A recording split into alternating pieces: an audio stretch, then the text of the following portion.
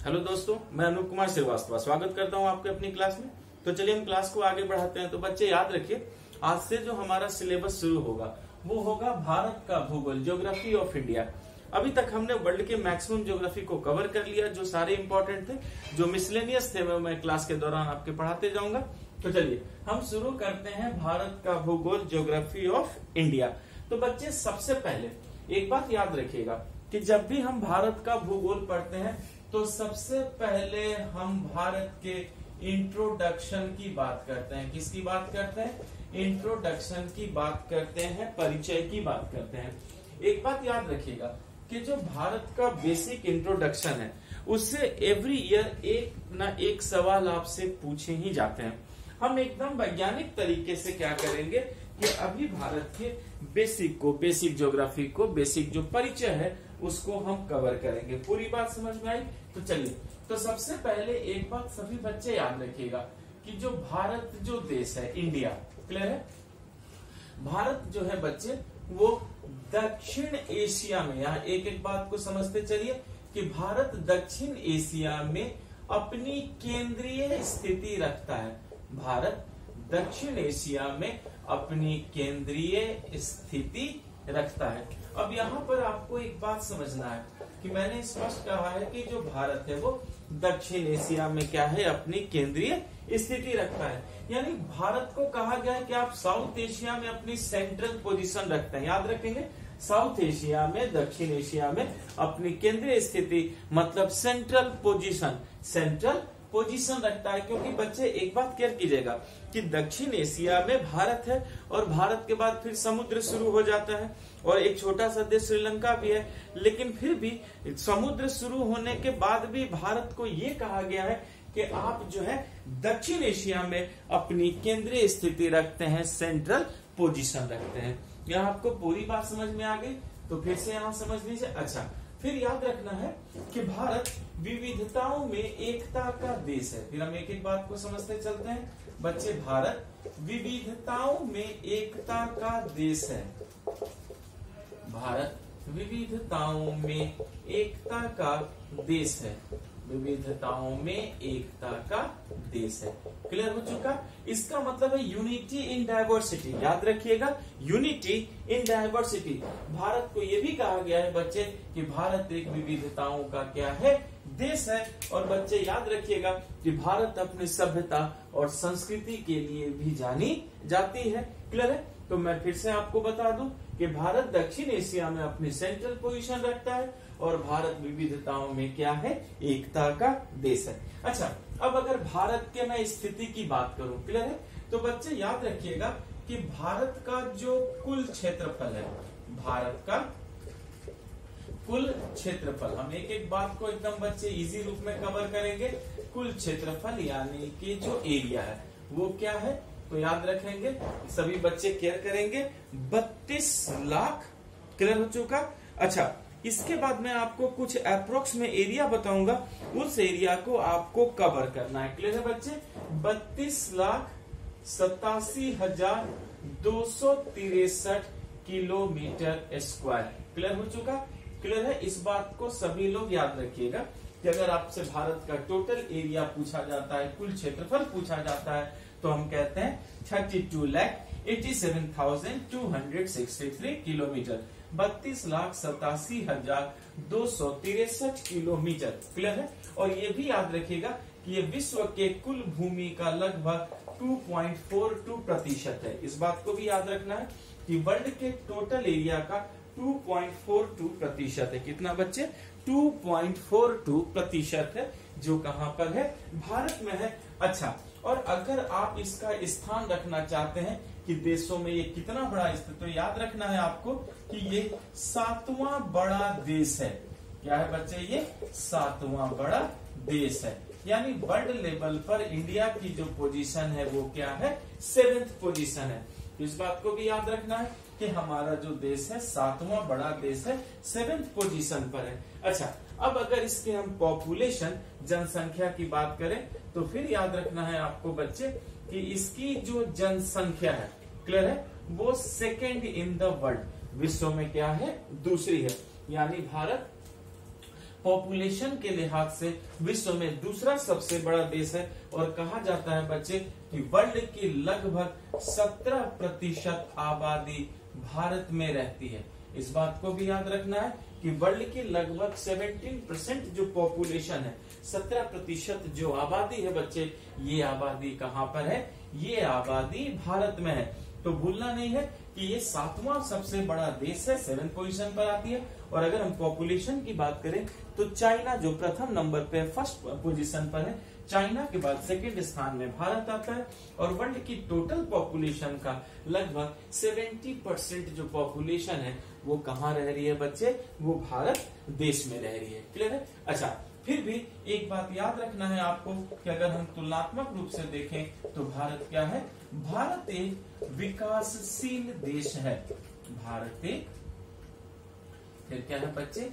भारत एक विकासशील देश है, यानी इंडिया एक डेवलपिंग कंट्री है। India is a developing country. चलिए, ये तो पहले मैंने आपको भारत के बारे में कुछ खास बातें बताई, लेकिन बच्चे एक बात याद रखिएगा कि भारत के नाम पर ही एक महासागर है जिसका नाम पड़ा है। क्लियर है? तो याद रखेंगे बच्चे कि भारत के नाम पर हिंद महासागर का नाम है। भारत के नाम पर ही क्या बच्चे? हिंद महासागर का नाम है। और सभी बच्चे याद रखिएगा कि हिंद महासागर का पुराना नाम क्या है? रत्नाकर है। क्लियर हो चुका? तो भारत के नाम पर हिंद महासागर का क्या है बच्चे? नाम है। क्लियर हो चुका? और इस बात को भी याद रखिएगा कि जो हिंद महासागर का पुराना नाम है वो क्या है? रत्नाकर है। रत्नाकर। और हिंद महासागर का नाम बच्चे भारत के नाम पर ही पड़ा है। तो चलिए, यहाँ पहले मैंने आपको भारत के बारे में कुछ खास बातें बताई। अब इसकी मैं आपको वर्ल्ड में पोजीशन बताऊंगा। वर्ल्ड में ये कहाँ पर है? तो सभी बच्चे याद रखेंगे कि अगर मान लीजिए कि हम भारत को अक्षांशीय दृष्टि से देखें। किस दृष्टि से देखें? अक्षांशीय दृष्टि से देखें, मतलब कि बच्चे लैटिट्यूड के बेस पर देखें। याद रखिए, भारत को मैं अक्षांशीय दृष्टि से देख रहा हूँ, लैटिट्यूड के बेस से देख रहा हूँ। तो अक्षांशीय दृष्टि से भारत उत्तरी गोलार्ध में स्थित है। कहाँ स्थित है बच्चे? उत्तरी गोलार्ध में स्थित है। पूरी बात समझ में आ चुकी है? एकदम आराम से सभी बातों को समझते चलिए। तो मैंने जब लैटिट्यूड कर बेस पर देखा, अक्षांशीय दृष्टि से देखा, तो मैं ये देख रहा हूं कि भारत कहाँ है? उत्तरी गोलार्ध में स्थित है। लेकिन बच्चे याद रखना, अक्षांश के साथ देशांतर भी होता है। अगर अब मैंने भारत को देशांतरीय दृष्टि से देखा, देशांतरीय दृष्टि से, क्लियर है? यानी लॉन्गिट्यूड के बेस पर, लॉन्गिट्यूड के बेस पर। तो देशांतरीय दृष्टि से अगर आप देखेंगे तो देशांतरीय दृष्टि से भारत जो है बच्चे वो कहाँ स्थित है? भारत पूर्वी गोलार्ध में स्थित है। भारत पूर्वी गोलार्ध में स्थित है। यहाँ आपको पूरी बात एकदम समझ में आ चुकी है। ठीक है? तो बच्चे आई रिपीट कि अगर आप अक्षांश की दृष्टि से देखते हैं, लैटिट्यूड की दृष्टि से देखते हैं, तो भारत कहाँ है? नॉर्थ हेमिस्फीयर में है, उत्तरी गोलार्ध में है। लेकिन अगर हम यही लॉन्गिट्यूड की दृष्टि से देखते हैं, लॉन्गिट्यूडनल बेस पे देशांतरीय नजर से देखते हैं, तो भारत हमें कहाँ दिखता है बच्चे? भारत हमें पूर्वी गोलार्ध में दिखता है। और अगर आप इन दोनों को मिला ले, अगर दोनों को मिला ले तो हम क्या कहेंगे? समग्रता। ठीक है? समग्रता मतलब बच्चे एक साथ, इंक्लूसिवली। ठीक है? तो समग्रता भारत जो है बच्चे, भारत उत्तर पूर्वी गोलार्ध में स्थित है। अगर आप दोनों को एक साथ देखेंगे तो भारत कहाँ स्थित है? उत्तर पूर्वी गोलार्ध में स्थित है। पूरी बात एकदम समझ में आ चुकी है। चलिए, तो हमने इस बात को भी समझ लिया कि अगर हम एक साथ देखते हैं मिला करके तो भारत किस गोलार्ध में स्थित है? तो हमने देखा कि भारत जो है वो उत्तरी पूर्वी गोलार्ध में स्थित है, नॉर्थ ईस्ट हेमिस्फीयर में स्थित है। चलिए, यहाँ तक आपको पूरी बात समझ में आई। अब बच्चे हम और अब क्या करते हैं कि भारत के अंदर चलते हैं और जितने भी बेसिक इंफॉर्मेशन से धीरे धीरे हम सारे को कवर करेंगे। यहाँ आपको पूरी बात समझ में आई। अभी हम इंट्रोडक्शन पे ही चल रहे हैं। अभी सारा हम क्या कर रहे हैं? भारत के इंट्रोडक्शन को ही बना रहे हैं। क्लियर? चलिए, पहले मैं ये इंट्रोडक्शन मिटा दिया, आप समझ चुके हैं।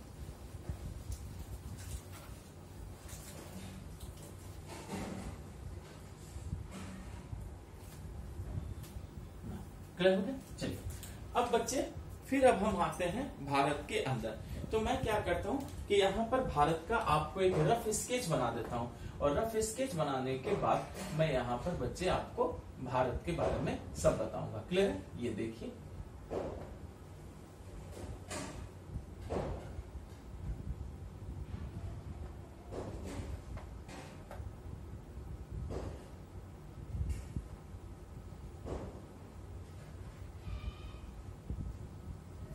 ये देखिए बच्चे, ठीक है, मैंने क्या किया कि एक भारत का आपको रफ स्केच बना दिया ताकि मैं इसी की ग्राफिंग पर आपको सब कुछ सिखा सकूं।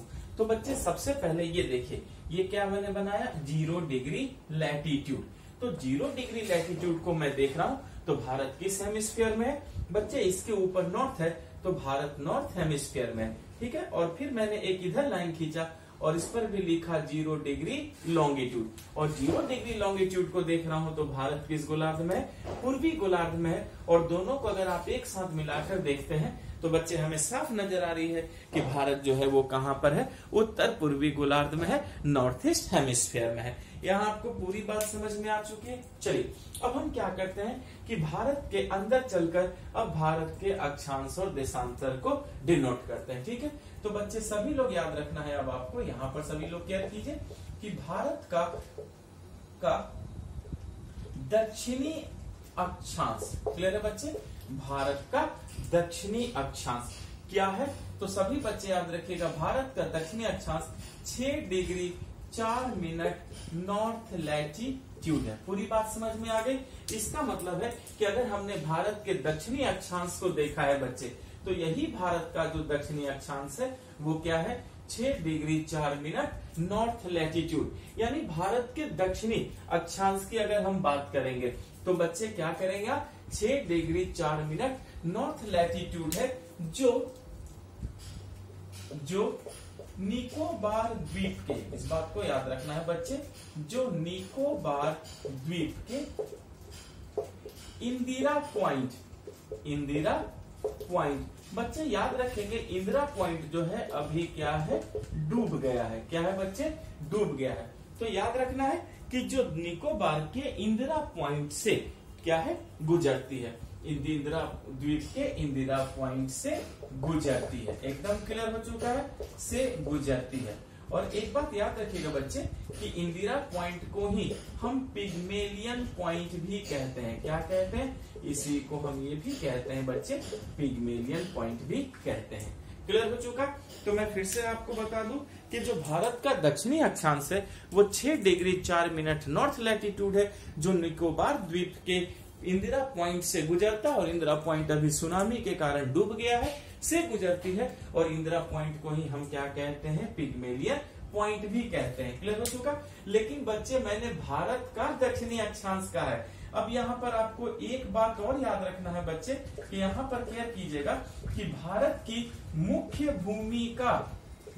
भूमि, अब देखिए मैंने मेन लैंड कहा है, यानी मैंने आइलैंड्स को छोड़ दिया, क्योंकि आप सभी जानते हैं कि इस तरफ लक्षद्वीप है, और अगर हम इस तरफ की बात करेंगे बच्चे तो इधर हमारा अंडमान निकोबार द्वीप भी है। क्लियर है। तो हमने अंडमान निकोबार द्वीप को भी इसमें काउंट किया है। लेकिन अब यहाँ मैंने सिर्फ भारत की मुख्य भूमि कहा, यानी सिर्फ ये भारत की मुख्य भूमि की बात हो रही है। क्लियर हो चुका है बच्चे। चलिए तो अब यहाँ पर क्या कीजिएगा कि भारत की मुख्य भूमि का दक्षिणी अक्षांश, यानी कि साउथ लैटिट्यूड, क्लियर है, तो भारत की मुख्य भूमि का दक्षिणी अक्षांश 8 डिग्री 4 मिनट नॉर्थ लैटिट्यूड है। क्लियर हो गया बच्चे। मैं फिर से बता दूं आपको, ठीक है, कि भारत की मुख्य भूमि का दक्षिणी अक्षांश, अब यहाँ मुख्य भूमि है, यहाँ पूरा भारत था बच्चे, तो भारत की मुख्य भूमि का दक्षिणी अक्षांश कितना है, 8 डिग्री 4 मिनट नॉर्थ लैटिट्यूड है, जो तमिलनाडु के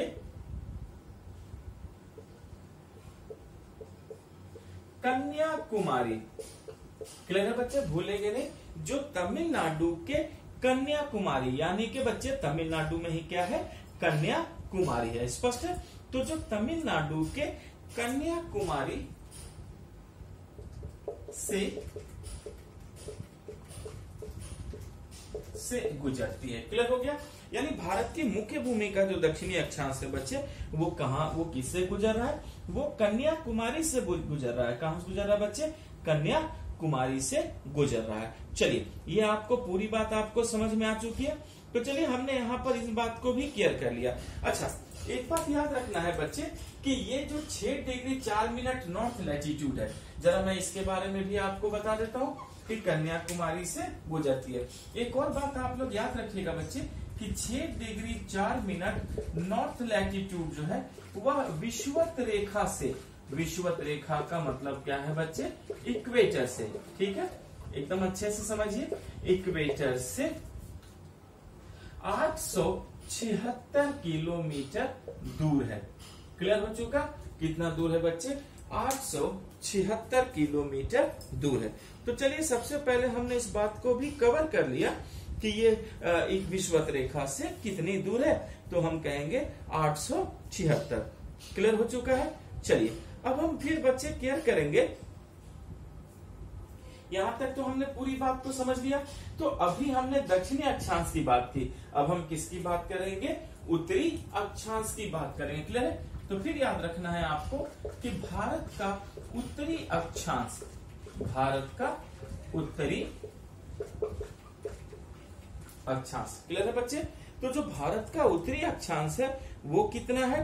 तो सभी बच्चे याद रखेंगे कि वो है हमारा 37 डिग्री 6 मिनट। क्लियर है बच्चे? 37 डिग्री 6 मिनट नॉर्थ लैटिट्यूड, उत्तरी अक्षांश 37 डिग्री 6 मिनट नॉर्थ लैटिट्यूड है। क्लियर हो चुका? मैं फिर से आपको बता देता हूं। पहले ये तो आपने एकदम क्लियर कर लिया है कि भारत का जो उत्तरी अक्षांश है वो 37 डिग्री 6 मिनट नॉर्थ लैटिट्यूड है, जो जम्मू कश्मीर के, क्लियर है बच्चे, जो जम्मू कश्मीर के, देखिए बच्चे पहले सब जम्मू कश्मीर था, अब आपको भी पता है कि वो एरिया लद्दाख हो रहा है। तो देखिए मैंने ब्रैकेट में लद्दाख भी लिख दिया, ठीक है, ताकि आपको कंफ्यूजन नहीं हो। जो जम्मू कश्मीर यानी के लद्दाख के इंदिरा कोल से गुजरती है, इंदिरा कोल से गुजरती है, इंदिरा कोल से गुजरती है। यहाँ आपको पूरी बात समझ में आई?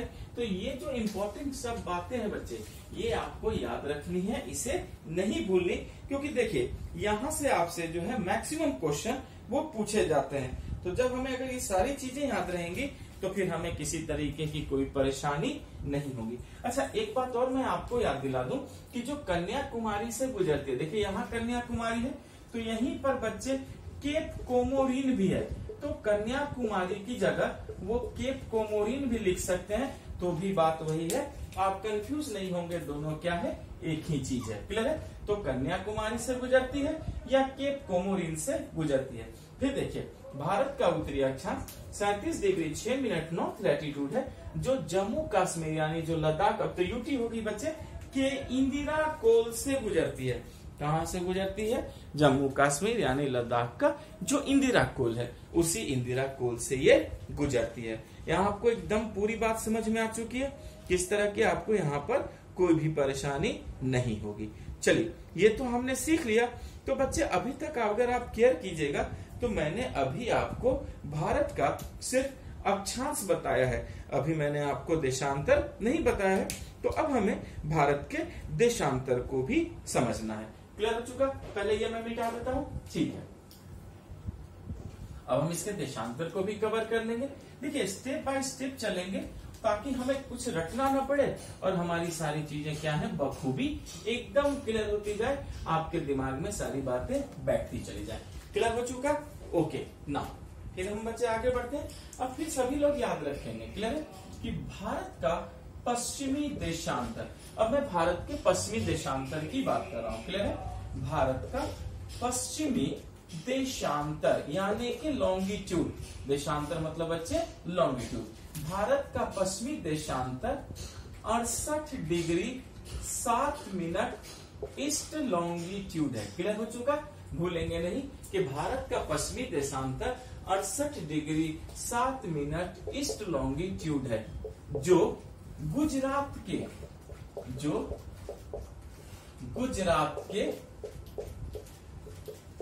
सर्क्रिक। और गांव का क्या नाम है बच्चे? गुहार माटा। गांव का क्या नाम है जहां से गुजरती है? गुहार माटा। देखिए जनरली गुहार माटा नहीं पूछा जाता, सर्क्रिक पूछ सकते हैं। क्लियर है?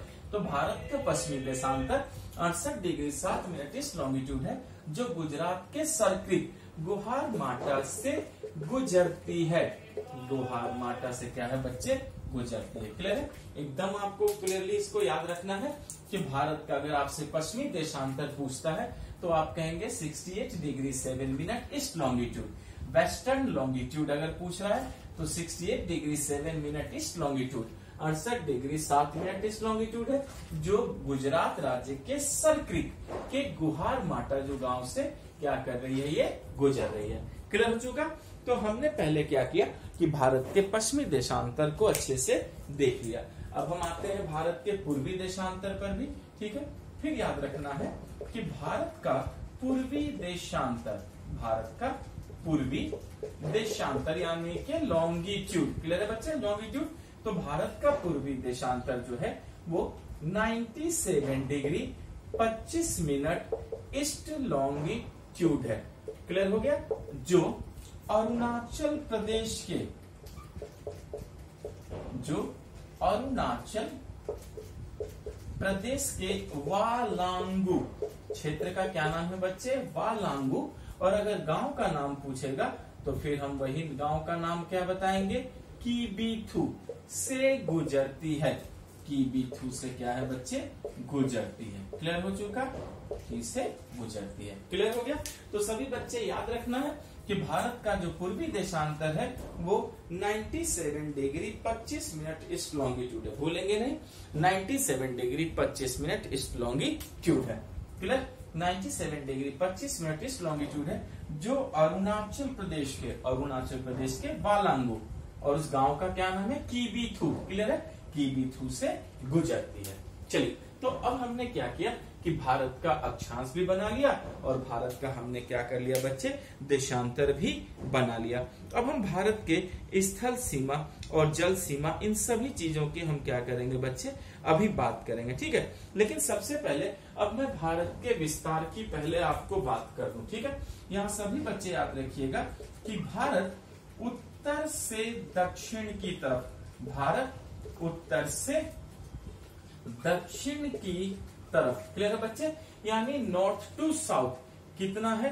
3214 किलोमीटर है। क्लियर है? तो हमने देखा कि जो भारत का नॉर्थ टू साउथ है वो क्या है बच्चे? 3214 किलोमीटर, 3214 किलोमीटर है। लेकिन उसी तरह अगर भारत के ईस्ट और वेस्ट की बात की जाए, क्लियर है? तो सभी बच्चे फिर याद रखना है कि भारत का, ठीक है, या हम ऐसे कह सकते हैं कि भारत जो है बच्चे पूरब से पश्चिम, भारत पूरब से पश्चिम की तरफ यानी ईस्ट टू वेस्ट कितना है? 2933 किलोमीटर है। 2933 किलोमीटर। क्लियर हो चुका? तो बोलेंगे नहीं कि नॉर्थ टू साउथ, अगर आप नॉर्थ टू साउथ देखेंगे तो 3214 किलोमीटर है। और अगर यही आप बच्चे ईस्ट टू वेस्ट देखेंगे, पूरब से पश्चिम देखेंगे, तो फिर क्या मिलेगा आपको? 2933 किलोमीटर यानी 2933 किलोमीटर। यहाँ आपको पूरी बात समझ में आ चुकी है। ठीक है? चलिए, अब बच्चे ये तो हमने इन सब की बात की। अब जरा हम इनके इंटरनेशनल बाउंड्री की भी बात कर लें ताकि हमारी एक एक चीज यहाँ पर क्लियर हो। पहले मैं ये मिटा दूं, ये सीख गए आप लोग? ओके। अब आते हैं भारत की लैंड बाउंड्री पर, स्थल सीमा पर। लेकिन बच्चे एक बात याद रखिएगा कि अगर हम समुद्र की बात करें, ठीक है, अगर हम भारत में समुद्र की बात करें तो आप सभी बच्चे इस बात को जानते हैं कि समुद्र जो है वो दक्षिण भारत की खूबी है। क्लियर है? समुद्र क्या है बच्चे? वो दक्षिण भारत की खूबी है, क्योंकि भारत का नॉर्थ जो है, भारत के नॉर्थ में समुद्र नहीं है। क्लियर है? चलिए, यहाँ मैं आपको पहले समुद्र की भी पोजीशन बना दूं ताकि अगर हम आगे बढ़े तो हम चीजों को समझे, हमें कोई परेशानी नहीं हो। तो बच्चे अगर भारत के आप नॉर्थ को देखेंगे तो यहाँ कोई समुद्र नहीं है। तो इस इंटरनेशनल बाउंड्री को हम क्या कहेंगे? लैंड बाउंड्री कहेंगे, स्थल सीमा कहेंगे। भूलेंगे नहीं बच्चे, लैंड बाउंड्री कहेंगे या क्या कहेंगे? स्थल सीमा। तो चलिए, अब सभी बच्चे यहाँ पर फिर केयर कीजिए कि भारत की स्थलीय सीमा, भारत की स्थलीय सीमा, क्लियर। अब भारत की जो स्थलीय सीमा की बात करें तो बच्चे वो कहते हैं कि लगभग 15,106। देखिए ये बच्चे आपको मैं अप्रोक्स में बता रहा हूं कि लगभग क्या है 15,106 किलोमीटर है, जिससे हम इन टोटलिटी 15,200 किलोमीटर कहते हैं। हम टोटली क्या कहते हैं 15,200 किलोमीटर। तो सभी बच्चे याद रखेंगे कि भारत की जो स्थलीय सीमा है, देखिए स्थलीय सीमा का मतलब क्या होता है, लैंड बाउंड्री होता है। आप यहाँ कंफ्यूज नहीं होंगे, स्थलीय सीमा का मतलब होता है लैंड बाउंड्री। तो जो भारत की लैंड बाउंड्री है वो लगभग 15,200 किलोमीटर है, 15,200 किलोमीटर, क्लियर है। और इसी को अगर आप पूरे आंकड़ों में देखेंगे तो वो लगभग 15,106.7 किलोमीटर है, क्लियर है। अच्छा, फिर याद रखना है कि यह जो स्थलीय सीमा है यह 7 देशों से लगती है, क्लियर है। फिर याद रखना है कि यह सीमा यानी ये जो लैंड बाउंड्री है यह सीमा 7 देशों से लगती है, 7 देशों से लगती है। पूरी बात समझ में आ गई। तो हमने ये भी सीख लिया कि ये जो सीमा है वो क्या है 7 देशों से लगती है, जिसका क्रम देख रहे हैं बच्चे, हम यहाँ क्रम की बात करेंगे, क्रम। और ये क्रम कैसा होगा, ये क्रम होगा अवरोही। अवरोही का मतलब होता है बच्चे डिसेंडिंग। क्या होता है डिसेंडिंग, जिसका क्रम अवरोही है, क्लियर है।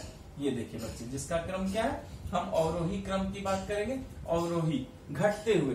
तो जिसका क्रम, तो सबसे पहला जो सबसे लंबी बाउंड्री है बच्चे वो क्या है, वो है बांग्लादेश की। तो याद रखिएगा कि हमारी जो लैंड बाउंड्री है, इंटरनेशनल लैंड बाउंड्री, वो सबसे लंबी किस देश के साथ है, तो हम क्या कहेंगे, वो बांग्लादेश के साथ है। लगभग बच्चे 4,096 किलोमीटर। वो लगभग कितनी है बांग्लादेश के साथ, तो 4,096 किलोमीटर लगभग में, क्लियर है। तो इस बात को याद रखिएगा कि बांग्लादेश के साथ जो है लगभग हम क्या है 4,096 किलोमीटर। अप्रोक्स में बच्चा आप यहाँ 0.7 भी हम कह सकते हैं, पर जनरली वो ऐसे अप्रोक्स में आप याद रखिएगा, ठीक है। तो हमने फिर से मैं आपको बता दूं कि यह सीमा 7 देशों से लगती है लैंड बाउंड्री, जिसका क्रम हमने घटते क्रम में कहा।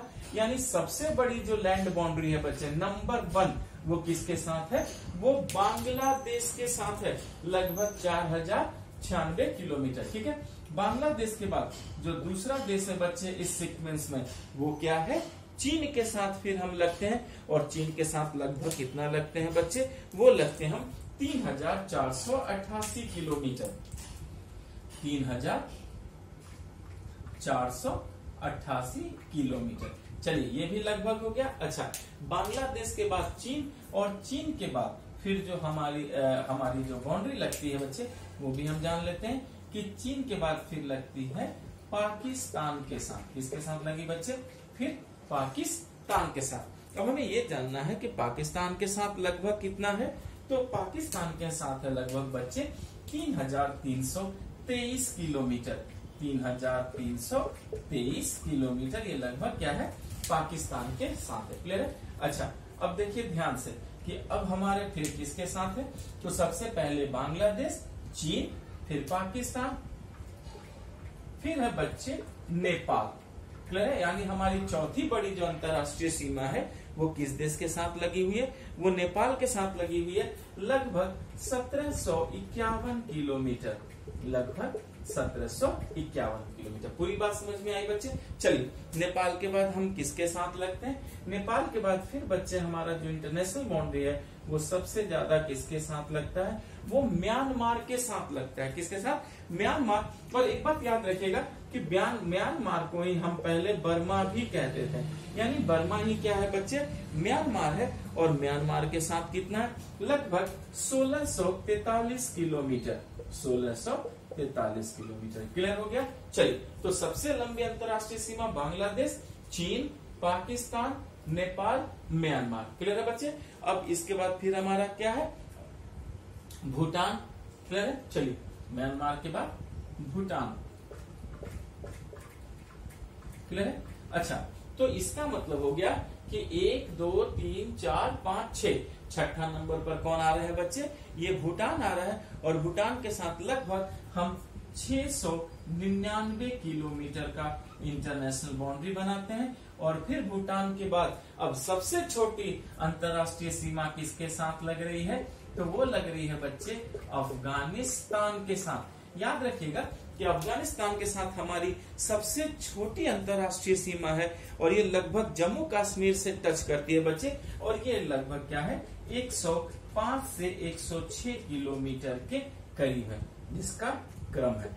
पूरी बात आपको समझ में आई। तो बच्चे यहाँ पर सभी लोग याद रखिएगा कि हमारी जो लैंड बाउंड्री है वो 7 देशों के साथ लगती है। सबसे बड़े हमने आपको डिसेंडिंग क्रम में बताना शुरू किया है, तो पहले याद रखेंगे बांग्लादेश, फिर बांग्लादेश के बाद बच्चे चाइना, देन पाकिस्तान, फिर नेपाल, फिर म्यांमार या बर्मा, क्लियर है बच्चे, फिर भूटान, और फिर अफगानिस्तान है। क्लियर हो चुका।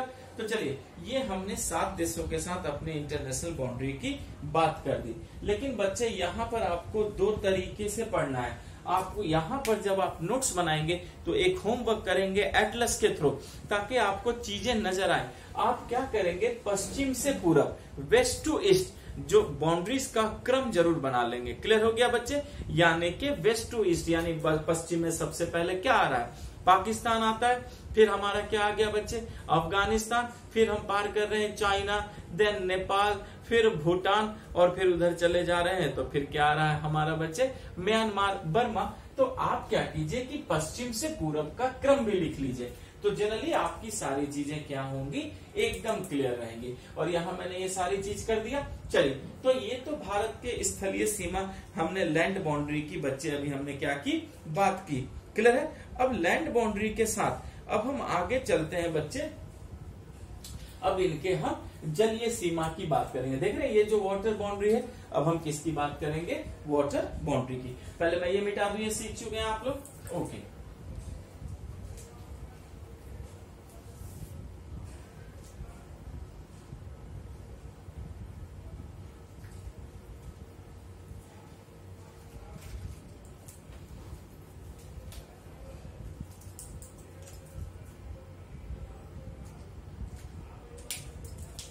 फिर सभी बच्चे याद रखेंगे कि जो भारत की जलीय सीमा है, भारत की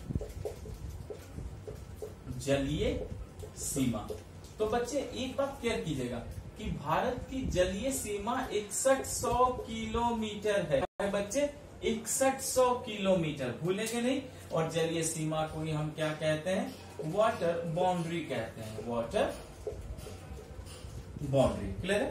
तो इस बात को सभी बच्चे याद रखेंगे कि भारत की जो वाटर बाउंड्री है, जो जलीय सीमा है बच्चे, ये वाटर बाउंड्री कहां से कहां तक है, ये है 6100 किलोमीटर, 6100 किलोमीटर।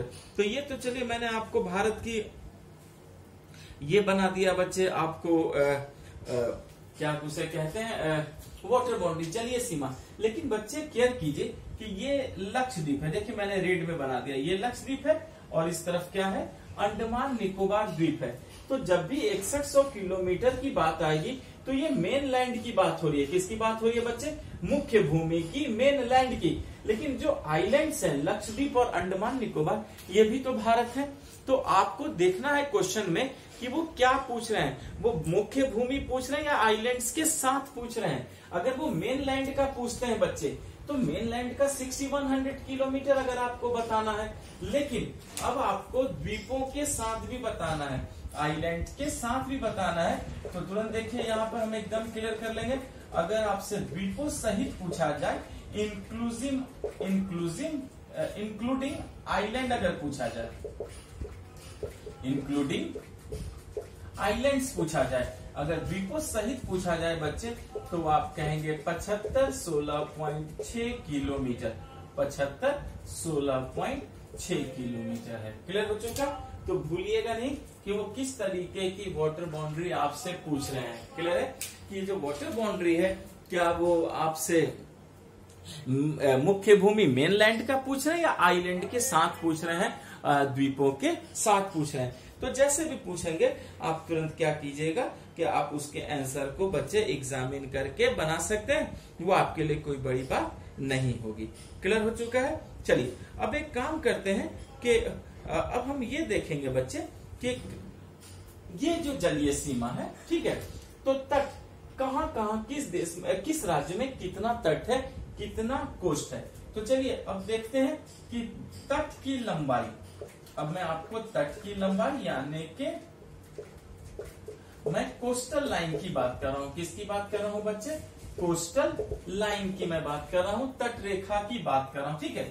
तो तट की जो लंबाई मैं आपको बता रहा हूं, ये भी कैसे बता रहा हूं, ये भी अवरोही बता रहा हूं। अवरोही का मतलब मैंने अभी आपको क्या कहा था बच्चे, ये भी मैं आपको डिसेंडिंग बता रहा हूं, अवरोही बता रहा हूं। तो चलिए सबसे जो लंबी हमारी जो तट रेखा है वो किसकी है, वो है गुजरात की। तो इस बात को याद रखना है आपको कि जो सबसे लंबी जो तट रेखा है भारत में वो किसके साथ लगा हुआ है, तो सबसे लंबी तट रेखा है बच्चे वो है गुजरात की। क्लियर हो चुका। चलिए अब गुजरात के बाद देखते हैं कि फिर कौन तट रेखा में आता है। तो हम एकदम सीक्वेंस याद रखेंगे बच्चे। तो गुजरात के बाद फिर आता है आंध्र प्रदेश। आंध्र प्रदेश, हम घटते क्रम में चले। आंध्र प्रदेश के बाद फिर क्या आता है, तमिलनाडु, महाराष्ट्र,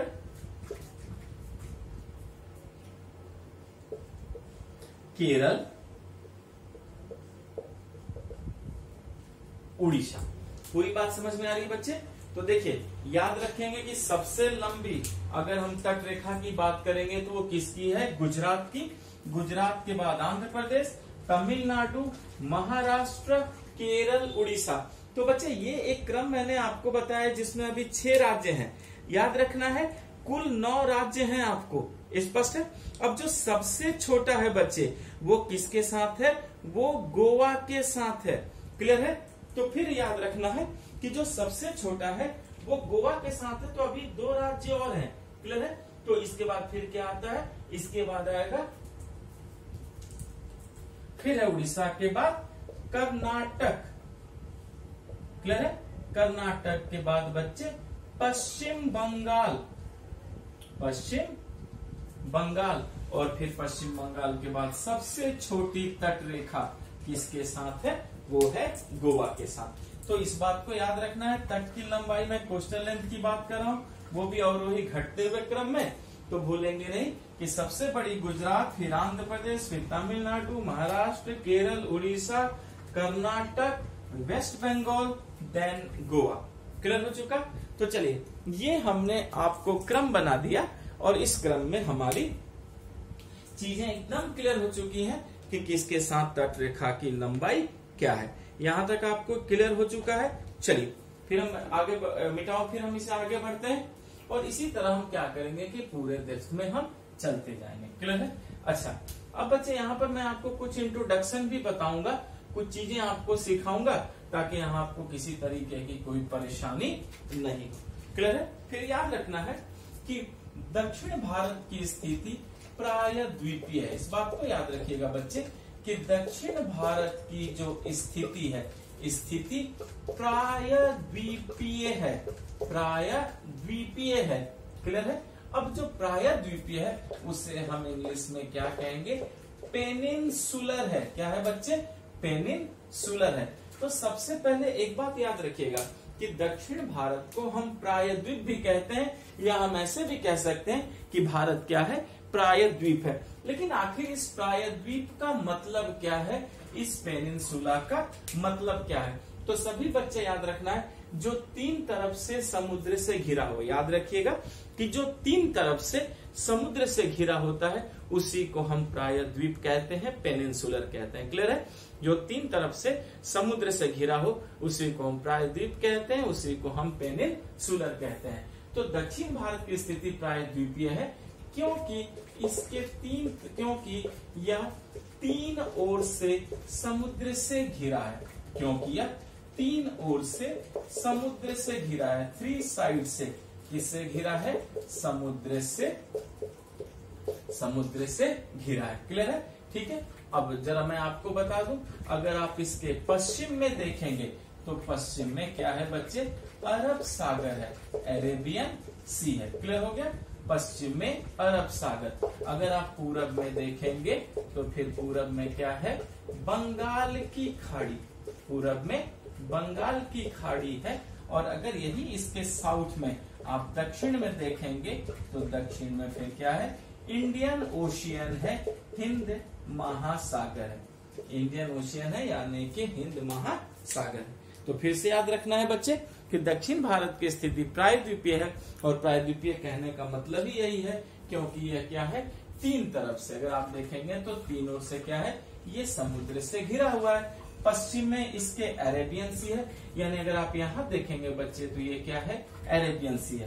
पूरब में अगर देखेंगे तो बंगाल की खाड़ी है, बे ऑफ बंगाल है।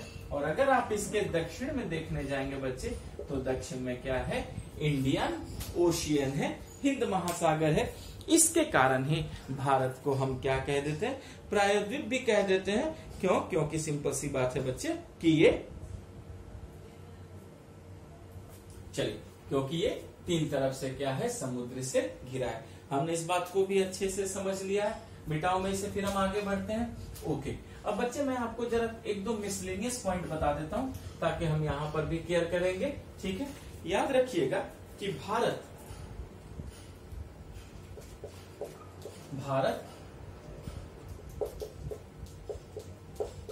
बांग्लादेश,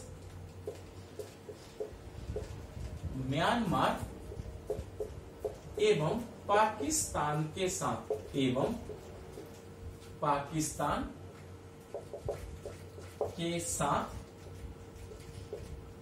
जल एवं स्थल यानी बच्चे वाटर और लैंड। क्लियर है, जल एवं स्थल दोनों सीमाएं बनाता है, दोनों सीमाएं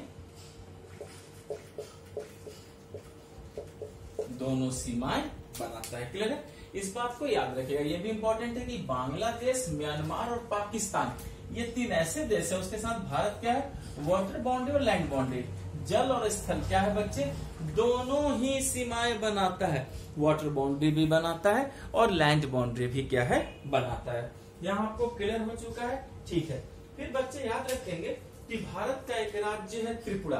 ठीक है, यहाँ पर आइए, ये जो त्रिपुरा राज्य है बच्चे भारत का, त्रिपुरा तीन तरफ से बांग्लादेश से घिरा है। त्रिपुरा तीन तरफ से क्या है बच्चे, बांग्लादेश से घिरा है। इस बात को भी याद रखना है कि त्रिपुरा जो है वो थ्री साइड से, वो किससे घिरा हुआ है, तो थ्री साइड से वो बांग्लादेश से क्या है बच्चे, घिरा हुआ है। क्लियर है। अच्छा, फिर उसी तरह भारत का राज्य जो है सिक्किम है, वो तीन देशों के साथ, फिर याद रखना है कि जो सिक्किम है, सिक्किम तीन देशों के साथ अंतरराष्ट्रीय सीमा, इंटरनेशनल बाउंड्री, अंतरराष्ट्रीय सीमा बनाता है, क्लियर है। इस बात को भी याद रखना है। अगर आप पश्चिम में देखेंगे तो पश्चिम की तरफ अगर बच्चे यहाँ पर आएंगे तो पश्चिम में क्या है, इसके नेपाल है। क्लियर है। अच्छा, अगर आप उत्तर में देखेंगे तो उत्तर में फिर क्या है, चीन है। और अगर आप पूरब में देखेंगे तो फिर पूरब में क्या है, भूटान है। क्लियर है। इस बात को भी याद रखना है कि सिक्किम जो है बच्चे वो क्या कर रहा है कि तीन देशों के साथ इंटरनेशनल बाउंड्री, अंतरराष्ट्रीय सीमा बना रहा है। पश्चिम में नेपाल, उत्तर में चीन है और इसके पूरब में क्या है बच्चे, इसके पूरब में भूटान है। यहाँ तक आपको पूरी बात क्लियर हो चुकी है। अच्छा, अगर जलीय सीमा की बात करेंगे, एक बात याद रखना है कि यहाँ पर क्या है, यहाँ पर श्रीलंका है। ठीक है बच्चे, तो भारत जो है श्रीलंका के साथ जलीय सीमा बनाता है। बस इस बात को याद रखना है आपको कि श्रीलंका के साथ भारत क्या करता है बच्चे, भारत अपना जलीय सीमा बनाता है। श्रीलंका के साथ भारत क्या करता है, जलीय सीमा बनाता है। पूरी बात समझ में आ गई। तो ये याद रखना है कि श्रीलंका के साथ भारत प्रॉपरली क्या कर रहा है बच्चे, अपना जलीय सीमा बना रहा है। यहाँ तक आपको एकदम क्लियर हो चुका। तो बच्चे अभी हम क्या कर रहे हैं कि भारत के पूरे बेसिक को, जितना भी इनके बेसिक इंफॉर्मेशन है, पहले हम उसको कवर करेंगे, उसके बाद धीरे धीरे हम अपने आप आगे बढ़ते चले जाएंगे। पूरी आज के लिए काफी है, पूरी बात समझ में आ गई। Thank you class.